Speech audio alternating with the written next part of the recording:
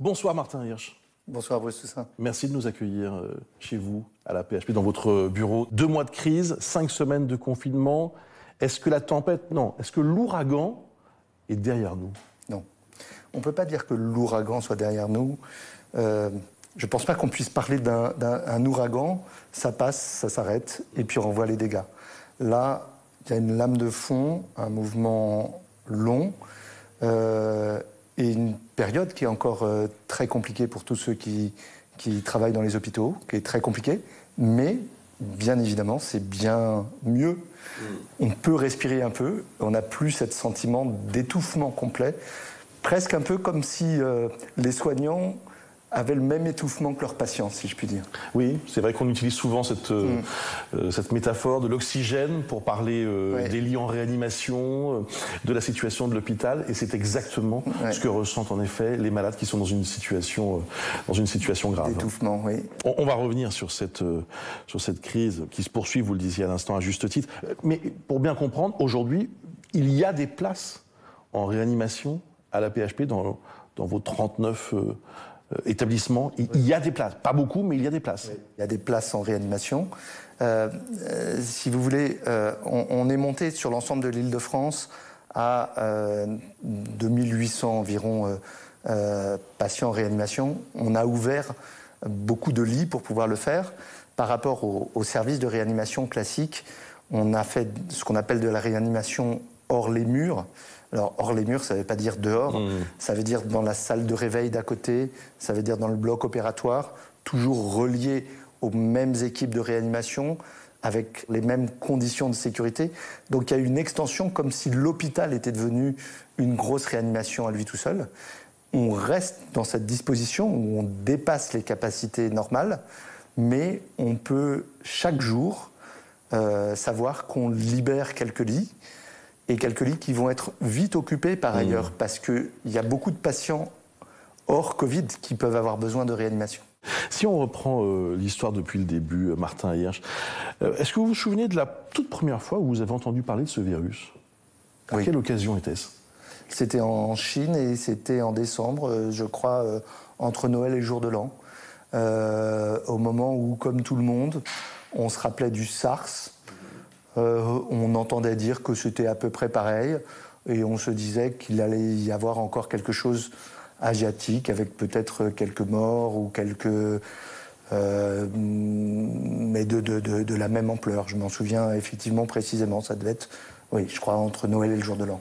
Et quand avez-vous compris que la situation allait devenir grave, que cette crise n'était pas une crise comme les autres, que celle-ci allait marquer durablement l'histoire de l'histoire sanitaire française et l'histoire de la PHP? Et alors, pour moi, c'est le 13 mars. Que s'est-il passé le 13 mars? On a compris par bribes qu'il se passait quelque chose. Je fais juste un retour en arrière. Je me souviens très précisément, toute fin janvier, le patient qui était aux urgences de Georges Pompidou, qui avait des signes atypiques, un peu de signes digestifs, un peu de signes respiratoires. Voilà. Donc là, on voyait qu'il se passait quelque chose. Puis ensuite, ça a monté, j'allais dire, progressivement. Le 13 mars, c'est un moment où l'un de nos chercheurs, l'un de nos épidémiologistes, qui s'appelle Renaud Piarou, va voir... d'abord son collègue, Éric Côme, puis la directrice de l'hôpital, Christine Velti, qui me passe un coup de fil en disant il y a quelqu'un qui a des chiffres ou des modèles assez différents de ce sur quoi on travaille. Est-ce que tu pourrais lui parler? Je dis est-ce qu'il peut être dans mon bureau dans un quart d'heure? Et un quart d'heure après, il était dans mon bureau. On regardait ces données-là et il disait les modèles sur lesquels on travaille sont probablement pas les vrais, ça va être beaucoup plus grave. C'était le 13 mars, c'était le vendredi, c'est 4 jours avant le confinement. Et ce moment-là, on s'est mis encore plus en branle-bas de combat. On était déjà dans une phase de forte extension, mais pas à cette échelle-là. Et donc, j'étais dans ce bureau, on téléphonait partout les uns les autres avec... ça allait du cabinet du Premier ministre, de l'Agence régionale de santé, les autres médecins, etc. Pour moi, c'est un de ces moments très importants où on se dit ce qu'on est en train de préparer ne sera pas suffisant, et donc il faut préparer toute autre chose. On ne saura jamais ce qui se serait passé si de telles mesures exceptionnelles n'avaient pas été prises. Mais si, on peut le savoir. Alors, on peut le savoir. Est-ce que vous pouvez nous dire à quoi ça ressemblait, ce scénario catastrophe? Si on n'avait rien fait, c'est pas 2800 malades qu'il aurait fallu prendre en réanimation ici, c'est probablement 10 000. Donc quelque chose qui était impossible à faire, et c'est un nombre de morts considérable. Et je me souviens encore de ces courbes où on expliquait, ça paraissait théorique, ce 14 au soir, où on expliquait, ben voilà, si le télétravail se développe, ça permettra, on appelait ça aplatir la courbe, pour faire en sorte qu'il n'y ait pas un pic soudain. La PHP, l'assistance publique hôpitaux de Paris, c'est une vieille dame hein, qui a 2 siècles. Pas tout à fait, mais pas loin de ça, mais elle ne les fait pas. Hein. En temps de paix, c'est la pire crise de son histoire? Je pense que c'est la pire crise de son histoire, oui. Moi, j'ai vécu une autre crise qui était aussi très particulière, qui était le moment des attentats, où pour la première fois en un temps aussi court, on prenait autant de patients très graves.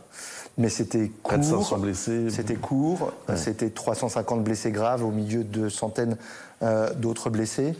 Dans toutes les crises, il y a toujours quelqu'un pour vous dire « ça me rappelle la crise précédente ». Et là ? Et là, personne, ça ne rappelle rien à personne. Ça veut dire que, humblement, vous n'imaginiez pas une telle catastrophe? Non. Il y a 2 choses que je n'imaginais pas, mais je pense que je ne suis pas le seul. Quand on regarde, je pense que personne n'imaginait cette ampleur-là. Et la deuxième chose que je n'imaginais pas, c'est cette extraordinaire, invraisemblable, remarquable mobilisation de tous, que tout s'ordonne aussi rapidement, tout se mobilise sur un seul objectif, et que tout le monde fasse face. Ça, voilà, on n'imaginait ni le pire ni le meilleur. Alors vous évoquez cette date, donc cette mi-mars, où vous prenez conscience de l'ampleur de la crise. Vous mettez en place, j'imagine, là aussi à ce moment-là, des dispositifs qui vont permettre de gérer cela. Néanmoins, le 25 mars, vous lancez un appel à l'aide et vous dites, dans 3 jours, je ne sais pas si on pourra faire face à la suite de cette crise. Pourquoi cette semaine-là a été si compliquée? Pourquoi elle a été charnière? Parce que on regardait, nous, donc, chaque jour, combien de malades nouveaux il fallait prendre en charge et combien de lits on était capable de mobiliser. Et jusqu'à ce moment-là, jusqu'à la veille, jusqu'au 24 mars, on savait qu'on avait à peu près une semaine devant nous. Et on a vu le nombre de malades augmenter et nos capacités à ouvrir se ralentir un peu. Et la marge de manœuvre qui se réduit jusqu'au 31 mars. Et le 31 mars, 1er avril, c'est un moment très dur pour tout le monde. Le 31 mars, moi je me souviens, à 16h, j'étais dans le centre de régulation où des chirurgiens étaient là au téléphone à aider les réanimateurs, le SAMU, à trouver des places. Et à 16h, on me dit, on est à une place près. On est à une place près. On se disait, voilà, on fait des efforts jour après jour pour éviter ce moment-là, et ce moment-là est proche d'arriver. Et je me souviens de cette réunion où les chiffres étaient donnés, voilà, avec... et chacun savait ce que voulaient dire ces chiffres. Et la réunion dure entre 3/4 d'heure et 1 heure. Au bout d'1 heure, j'ai terminé la réunion en disant « On est le 31 mars. Jusqu'au 31 mars, on a tenu. Demain, c'est le 1er avril. Et le 1er avril, on tiendra aussi. » Et en disant ça, je me disais « Mais je ne sais pas si c'est vrai. » Mais un quart d'heure après, j'étais dans la pièce d'à côté, au téléphone, avec l'Élysée, Matignon, l'ARS, en leur disant voilà. Ça y est. On y est, quoi. On est aux limites et on a vraiment besoin qu'on puisse transférer des malades dans les autres régions, qu'il y ait des renforts. Ça durait un quart d'heure. C'était un quart d'heure. Il y avait un quart d'heure pour convaincre. On a trouvé une oreille attentive et un quart d'heure pour convaincre. La journée était extrêmement dure. Et dans la nuit, vers 1h du matin, le responsable de la cellule de la régulation, Laurent, m'appelle et me dit « Là, j'ai un patient, je ne sais pas où le mettre. Il est dans un camion, on ne sait pas où le mettre. » Il avait essayé d'appeler les autres de garde et on lui a trouvé une place. Ça a mis un peu plus de temps, mais on lui a trouvé une place. Et on a dit, on va être autorisé pour les transferts dans les heures qui viennent, mais si vous avez besoin de sortir de la région, vous sortez de la région. S'il y a un endroit où il y a un lit qui n'est pas encore autorisé, vous le mettez.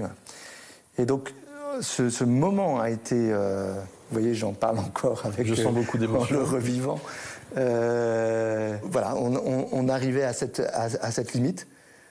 Et donc, on s'est daté à la minute près le moment où on atteint la limite et on n'a pas dépassé la limite parce qu'il y a eu cette solidarité, parce qu'il y a eu cette aide, parce que... Voilà, et dans les jours qui viennent, on a été tangent, mais on n'a pas dépassé cette limite. Cette nuit du 31 mars, donc, si j'ai bien compris, a été le moment le plus critique de cette crise jusqu'à présent, bien entendu. Pour la paix, pour l'ensemble de la région Île-de-France, parce que quand on parle de plus de place, nous représentons probablement un tiers de l'ensemble des hôpitaux et pour les patients d'Île-de-France qui arrivaient en détresse respiratoire.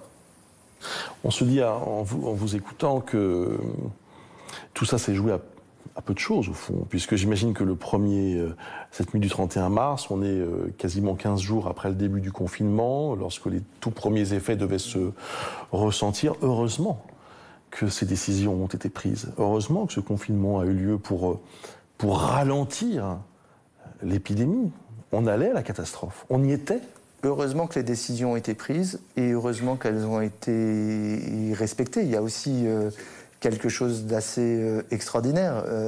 Vous, moi, tout le monde, si on vous avait dit il y a quelque temps qu'on pouvait se trouver dans une situation dans laquelle on vous demanderait de ne pas sortir, de ne pas aller à son travail, de ne pas voir ses enfants ou ses parents, on aurait dit c'est impossible. Il y a eu à la fois les décisions, puis il y a eu à la fois les décisions nationales et puis les décisions individuelles qui sont aussi remarquables, je trouve. Est-ce qu'il y a eu d'autres moments douloureux, Martin Hirsch, parce que on sait que ce sont des moments où la vie des hommes et des femmes tient un fil. Qu'est-ce qui a été le plus dur pour vous dans cette période? Tout à l'heure, on parlait 25 mars, 31 mars.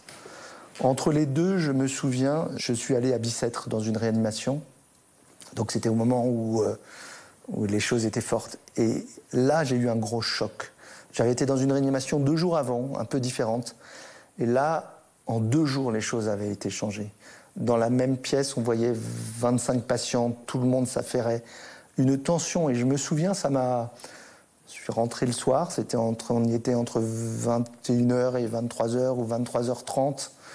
Oui, on avait comme tout le monde dit, la boule au ventre pour les malades, la boule au ventre pour les équipes qui allaient d'un malade à l'autre. Ça, c'est des choses. Et j'en suis revenu en disant, c'était la veille du jour critique, donc c'est le 30 mars. Je suis revenu en disant, mais là, j'ai pas le droit de pas mettre toute la gomme et toute l'énergie pour convaincre et pour les aider. On peut pas les laisser comme cela. Et quand on rentre chez soi, après avoir vu ça, qu'on retrouve les siens, dans quel état on est et comment on gère ça? Et on est dans un état de faible disponibilité, disons. Et puis on se dit qu'on espère pouvoir dormir quelques heures, qu'on a envie de contaminer personne. C'est vrai, vous avez cette... contaminer personne. Effectivement, comme tous ceux qui travaillent. C'est l'angoisse de tous ceux qui travaillent, c'est l'angoisse de toutes les équipes de rentrer chez elles et de pouvoir être responsable de la contamination de leurs proches. Je pense que c'est quelque chose de très dur et qui est toujours vrai aujourd'hui. Vous évoquiez il y a quelques instants ce patient dont vous avez cru un instant que vous ne pourriez pas lui trouver une place en réanimation, mais cela veut dire que à aucun moment vous n'avez eu à trier, ce mot est horrible, mais c'est le mot qui correspond à la réalité, à trier des patients pour donner une place en réanimation. Ça n'est pas arrivé une seule fois? Alors, il faut être très précis. Jamais on a dû donner d'instructions de tri. Et jamais on s'est retrouvé en situation, à part ce moment précis, de ne pas avoir de lit disponible. Ensuite, les réanimateurs, dès le départ, ont dit que il y a des patients auxquels on proposera pas à leurs proches de rentrer en réanimation parce qu'ils savent que ça risque d'avoir plus d'effets négatifs et pas d'effets positifs. Mais vous voyez, je parle lentement et prudemment parce que c'est des données qu'il faudra qu'on vérifie précisément. C'est un hôpital en crise qui a dû affronter cette épreuve et qui affronte encore cette épreuve. Dieu sait qu'on a entendu beaucoup dans les semaines, les mois qui ont précédé cette crise, des protestations, de la colère. Je me souviens notamment d'un médecin qui avait interpellé le 27 février le président de la République lorsqu'il s'était rendu à la Pitié-Salpêtrière. Dans ces moments-là, vous êtes plutôt dans le camp de vos équipes ou dans le camp du chef de l'État ?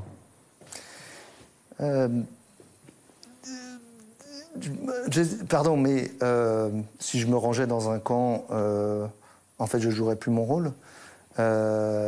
Oui, on est dans le camp de la défense de nos hôpitaux, mais ce qui est extraordinaire, c'est que toutes les personnes qui ont manifesté, aucune n'a réagi avec rancœur ou avec rancune en disant « puisque vous ne nous entendiez pas il y a un an, on va donner 80% de notre potentiel ». Ils ont tous donné 300% de notre potentiel. Fidèle au poste. Ça, c'est fabuleux. Ouais. Alors, effectivement, on n'oublie pas ce qui s'est passé avant, il ne faudra pas oublier après. Il faudra changer la manière dont on rémunère, dont on organise, voilà, et de faire en sorte qu'on ne décourage pas les vocations, mais au contraire qu'on les encourage et qu'on donne la capacité à celles et ceux qui travaillent à l'hôpital de pouvoir vivre dignement sans tirer le diable par la queue.